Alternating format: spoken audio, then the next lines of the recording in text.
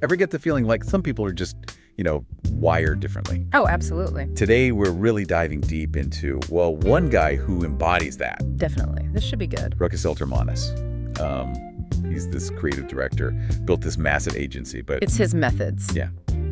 Let's just say they make him, like, the most talked about figure out there. And not just, like, casual gossip, right? We're talking, this is a man who, like, replaces morning coffee with panic and desperation. That's a direct quote. Okay, see, that's intense. Even for a creative director, right? Right. But then, here's what I don't get, okay? This article, it's like, it describes him as, like, get this, a Nietzschean overman. Oh, boy. Which basically means someone who thinks they can create their own values, Right. like above everything else. But also, the same guy uses a taser as a back scratcher. I mean, how do those two even... It's a lot. That's the million-dollar question. It's like he's contradiction personified, and this whole, like, weird duality. It even shows up in how he presents himself to clients. Oh, you mean like with those agency welcome decks? Yeah, those presentations. But his aren't exactly the usual dog and pony show. Okay, so what are we talking about here? Imagine you open this deck, right, and it just says, I am the best of all these people, meaning like other agencies, because all the others are total idiots. There actually says that. Word for word. But wait, there's more. As if that wasn't enough, he then invites them to, get this, experience the culinary delight of Lithuanian pink soup. Okay, I'm gonna be honest, I don't even know what that is. It's ultraperformer, pink, Yep. cold beet soup, an acquired taste. You think that's a good strategy? I mean, it's bold. Bull, it's like a power move straight out of, like, I don't know, Genghis Khan's playbook. You gotta admire the audacity. If nothing else. Even if it makes you wonder if he's completely lost it. But let's shift gears a bit. Let's talk about what it's actually like to work for this guy. Because the article, it kind of walks this line, right, between visionary leader and Unhinged. absolute psychopath. Which, honestly, in advertising, sometimes that line can get a little... Blurred. Yeah, totally. So give us an example. So there's this story. One of his employees, Remonte, she had the audacity to leave the office at, wait for it, 6 p.m. Gasp. The horror! I know, right? So Rokas, he's like, did someone die? Child sick? House on fire? And she's like, no, it's just evening. And he just goes, then Remonte, what the hef? See, this is what I'm talking about, this whole no life outside of work thing. Excessive, he calls it. Right. But it gets better. The article talks about his Rokas model of conflict resolution. Like, picture this. Disagreements.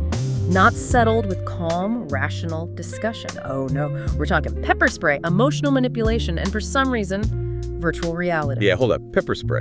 As in, like, the self-defense kind? The one and only. Apparently, HR's had, like, a field day with this guy.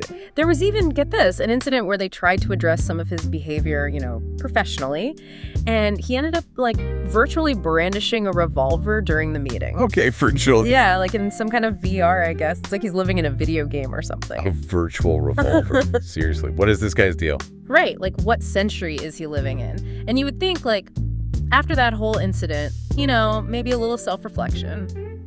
You'd think. But nope. His idea of a solution. He makes HR do this virtual reality thing so they can, like, witness his raw human emotion. Okay, first of all, raw human emotion, please. Yeah. And second, what does that even look like coming from him? Basically, a whole lot of fear, according to the article. So pathetic, but also terrifying. Bingo!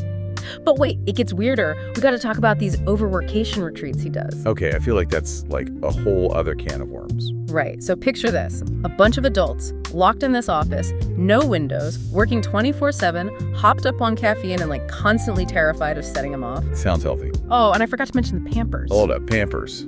As in, like, for babies. You got it. Apparently bathroom breaks, that's for, like, quitters. This is messed up on, like, so many levels. On so many levels. But, it does make you think, right? This whole overworkation thing, it's like this weird symptom of, I don't know, our culture. This glorification of burnout. Like hustle culture, but, like, on steroids. Totally. And we all know it's not sustainable, right? But before we go down that rabbit hole, let's get back to Remonte for a second. Oh, yeah, her. She's the only one who even attempts to stand up to him, right? Right. Even if it means getting a face full of falafel. Oh, you mean the falafel incident? That's legendary. It's kind of hilarious, actually. Like, I shouldn't laugh, but... Right. But also, knowing this guy, it's like, was it an accident? Totally calculated power move. Right. Like, You're taking your lunch break, not on my watch. Seriously. Which, again, goes back to, why does she stay? Stockholm Syndrome, is the money that good? Or maybe there's more to their whole thing. Well, the article, it hints at this whole, like, family connection thing. Something about Ramante being, like, distantly related to his in-laws. Wait, what? It's very convoluted, but it does make you wonder, right, like, maybe that's part of it. It's like a soap opera. Right. But okay, family drama aside, let's not forget about the titanium dioxide Skittles he keeps around. This is what? Titanium dioxide? Yeah, apparently that's his way of, reminding her who's boss. I mean, is that even safe to eat? Well, it's like in a lot of food, but I don't think it's meant to be used as a threat. But here's the kicker, he calls it patience. Like him slowly doling them out is him being patient. Okay, now that's creepy. Right, it's like he enjoys this whole power dynamic, keeping everyone on edge. And speaking of keeping people on edge, have you heard about this talent inquisition, his 660-step hiring process? 666 steps. I know people complain about job hunting, but come on, what could possibly be involved in 666 steps? I have no idea. But knowing him, it's like he gets off on making these potential hires jump through hoops. You know that whole sell me this pen thing? Oh yeah, classic. Well, he does that, but with a twist. Let me guess. He throws it at them. He throws it at them and then yells, "Shove it up your ass," when they try to sell it back to him. He's kidding, right? Nope. And then, if that wasn't enough, there's this thing called the foster care question. They ask you to imagine your kid needs to be put into foster care, and then they just, grill you on it. Seriously, It's so fostered intense. Even for him, that's a lot. I know, right? It's one thing to, test your skills and all that. But this, it just feels wrong. Exploitative. Exactly. But here's the thing that gets me. With all of this, the weird management, the ethics, the sheer weirdness of it all, he's built this hugely successful agency. It's massive. That's what I don't get. It's like, how does someone who is, actively trying to alienate everyone, how do they reach that level of success? It's the million-dollar question, isn't it? It's like maybe it is all part of some master plan. Create this environment of fear, and people will work themselves to death just to, stay off your radar. It's cynical, but possible. Right. Or maybe he really is that good. Maybe the creative genius outweighs the crazy. Maybe. But at what cost? Right. That brings us back to this whole work-life balance thing, or lack thereof, I guess. Any time off is basically a threat to him or something. Didn't he say, resting horses get shot? Something like that. Yeah. That was his big philosophy. And remember, this is the guy who, morning routine, panic and desperation. You'd think a vacation, right? a chance to chill. Not this guy. So about that. He's forced to take a vacation. And even then, he's mainlining CBD oil therapy just to deal with, not working. It's like he's addicted to stress. That's the only way he knows how to function. Which I guess leads to the bigger question, right? What even is success? Is it just about building this empire, getting awards, even if it costs you, everything? And everyone around you, right? It's like that saying, money can't buy happiness.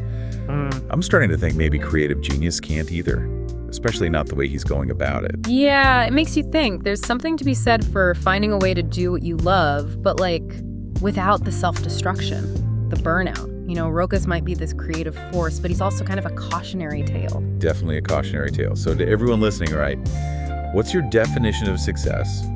And what are you willing to do or not do to get there?